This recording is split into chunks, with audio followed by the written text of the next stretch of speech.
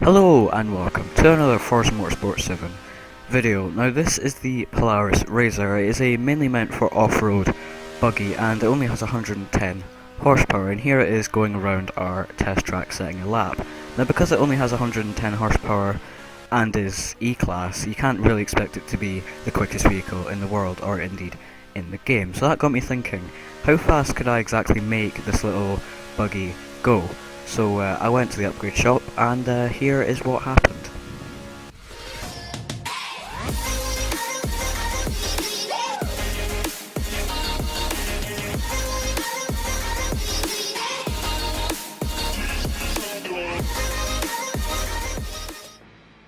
So this is the finished product. It is a 775 horsepower Polaris. It has the Aerial Atom V8 in it and only weighs 1,700 pounds. So let's get to driving it.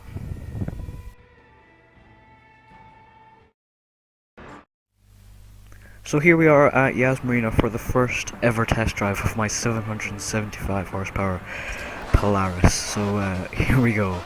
In 3, 2, 1, go. Oh my god, the accelerations. Oh my, it's doing a wheelie. I just think, oh my god, okay, first of all, oh wow, the acceleration is insane. As you can see here, just whizzing past the camera. The acceleration is, yeah, as I said, insane. So insane in fact, that as I come out of corners, well some corners at least, it is lifting the front wheels off the ground. I just think the suspension and the body just cannot handle that much power going through the wheels. It is all-wheel drive, it's not just rear-wheel drive. I actually suspected that this car would be rear-wheel drive to start with, but no, it is all-wheel drive to start with, so I just left it as it was. So as we're coming on to the straight there, so yeah, the straight is probably where it's most suited at this point. So once I thought I'd got the hang of driving my Polaris around a track,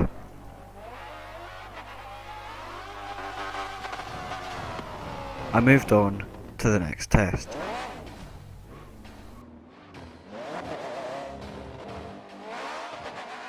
For this next test I decided to stiffen up the springs and anti-roll bars considering how the handling was on that last test, and for this test I decided to take it to Maple Valley on the worst weather setting possible, which went well. However, I did notice a significant difference in the handling. It wasn't the best handling vehicle in the world, but at least the front wheels weren't lifting up off the ground as much. So knowing this, I did feel pretty confident going into the final test. So the final test would be to find out whether or not my Polaris is quicker than the Aerial Atom V8, otherwise known as the actual engine my Polaris has in it. Now obviously the stock Aerial Atom V8 has less power, 475 horsepower, compared to my Polaris's 775 horsepower, but it is still very light at 1,400 pounds compared to my Polaris's 1,700 pounds. Now at first I did think my Polaris would be lighter than this, but then I realised the Aerial Atom is a very light, very hardcore track car, and the Polaris isn't so much.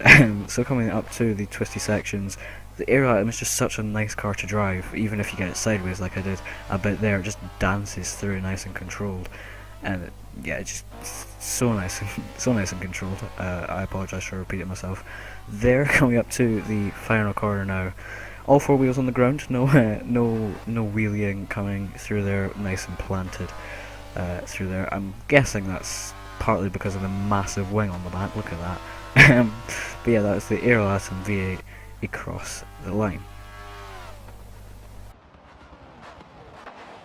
Now it was for my Polaris to go around the track, getting an absolutely ballistic start off the line with its four-wheel drive, which the Atom doesn't have, obviously.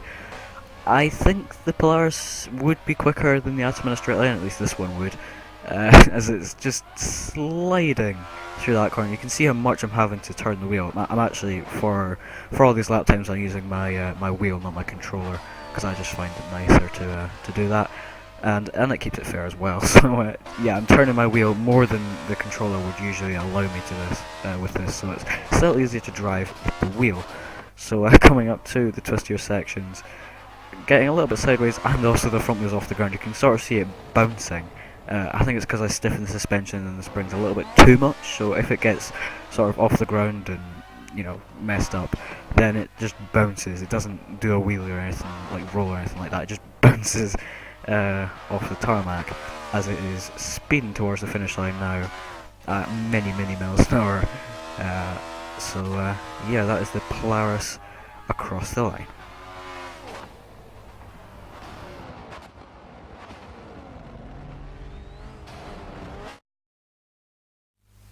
So the times for my custom Polaris and the Aerial Atom were very close. However, the Aerial Atom just beats out on my Polaris by just over half a second there, which is probably to be expected. But as we go to the lower bit of the board, we can see the stock Polaris getting the slowest time we've had yet. So to answer the question of how fast exactly can you get this Polaris to go, well, very fast until you get to a corner. So that is it for this Forza Motorsport 7 video. If you have enjoyed it, please make sure to like, comment and subscribe if you aren't already to my channel. But until the next video, goodbye.